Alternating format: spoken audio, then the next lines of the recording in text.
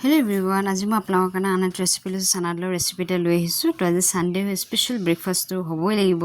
তো মই প্ৰথম চানা দালটো বইল কৰি ল'লোঁ। তাৰপিছত ইয়াত মই জলকীয়া, নহৰু, পিঁয়াজ, জিৰা, ধনিয়া পাউডাৰ, তাৰপিছত মই ইয়াত কাশ্মীৰী মিৰ্চ অলপ দি পিনি ধুনীয়াকৈ পেষ্ট এটা বনাই ল'লোঁ। তাৰপিছত মই কেৰাহীত তেল দিলোঁ, তাৰপিছত কাশ্মীৰী মিৰ্চ এটা দি দিলোঁ। তাৰপিছত মই পেষ্টখিনি দি দিম আৰু ধুনীয়াকৈ মই সিজাই ল'ম। তাৰপিছত ধুনীয়াকৈ লৰাই ল'ম ৰঙচুৱা হোৱালৈকে। এতিয়া দিছে ৰঙচুৱা হৈ গ'ল, মই ইয়াত বিলাহী পিউৰিখিনি দি দিম আৰু ধুনীয়াকৈ মই লৰাই ল'ম। তাৰপিছত অকল 5 মিনিটমান মই সিজাই ল'ম বিলাহীটো। তাৰপিছত সিজোৱাৰ পিছত মই ইয়াত হালধি দি দিছোঁ। হালধি দিয়াৰ পিছত মই অলপ সময় লৰাই লোৱাৰ পিছত মই ইয়াত পানী দি দিম, যাতে বিলাহীটোৰ মছলাটো ধুনীয়াকৈ সিজি যায়।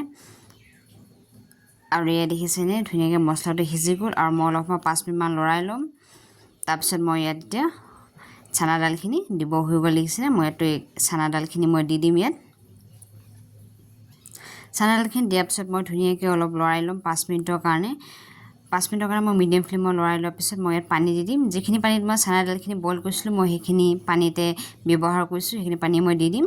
আৰু ইয়াত অলপ সময় মই মিডিয়াম ফ্লেমত উতলিবলৈ দিম। এয়া দেখিছেনে ৰেডি হৈ গ'ল। মই ইয়াত ক্ৰীম অলপ দি দিছোঁ আৰু এয়া ৰেডি।